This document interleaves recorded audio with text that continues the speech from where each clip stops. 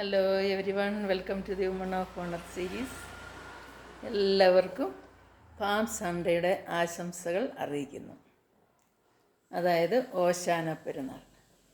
ഓശാന പെരുന്നാളിന് പള്ളിയിൽ പോയി വരും കുഞ്ഞാറ്റ കുരുവികളെ. അങ്ങനെ ഓശാനയുടെ ഓലയൊക്കെ ആയിട്ട് പള്ളിയിൽ പോയി തിരിച്ചു വന്നു.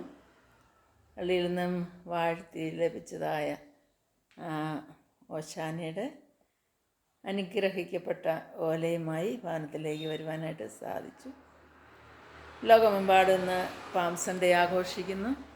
സഭാഭേദ വ്യത്യാസമന്യേ എല്ലാവരും ഓശാന പെരുന്നാൾ, അതായത് കർത്താവിൻ്റെ യേശുക്രിസ്തുവിൻ്റെ ജെറുസലേം ദേവാലയത്തിലേക്കുള്ള പ്രവേശനത്തിൻ്റെ ആ ഒരു സംഭവത്തെ ഓർത്തുകൊണ്ടാണ് ഇത് ആഘോഷിക്കുന്നത്. നമുക്കറിയാം,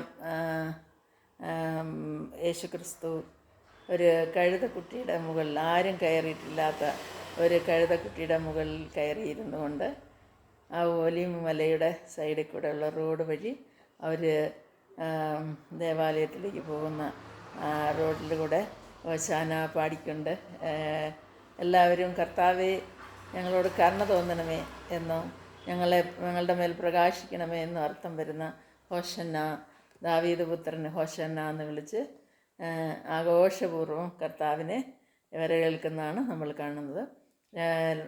റോഡിൻ്റെ രണ്ട് സൈഡിലും ഒലിവീന്തലും അതുപോലെ തന്നെ മരങ്ങളുടെ ചില്ലകളും അവർ അണിഞ്ഞിരുന്നതായ വസ്ത്രങ്ങളൊക്കെ റോഡിൽ വിരിച്ച് കർത്താവിന് അതിന് മേലെ കൂടെ പോകുവാനായിട്ടുള്ള സാഹചര്യം ഒരുക്കി കൊടുത്തു.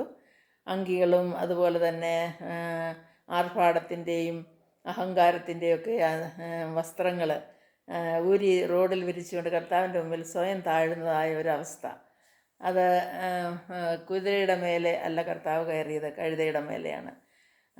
നമുക്കറിയാം, സക്കറിയ പ്രവാചകൻ്റെ പ്രവചനത്തിൽ നിന്നുള്ള ആ പ്രവചന നിവൃത്തി അവിടെ വരികയാണ് ചെയ്യുന്നത്.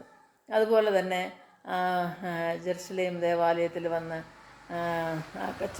ദൈവത്തിൻ്റെ ആലയത്തെ ബഹുജാതികളുടെ പ്രാർത്ഥനാ സ്ഥലമെന്നുള്ളത് കള്ളന്മാരുടെ ഗുഹയാക്കി മാറ്റിയെന്ന് പറഞ്ഞിട്ട് കർത്താവ് അവിടെയുള്ള കച്ചവടക്കാരെയും നാണയം എക്സ്ചേഞ്ച് ചെയ്യുന്നവരെയും അതുപോലുള്ള ബിസിനസ്സുകാരെയൊക്കെയും തട്ടി ഓടിച്ച് ദേവാലയം ശുദ്ധീകരിക്കുന്നതായിട്ട് നമുക്കറിയാം.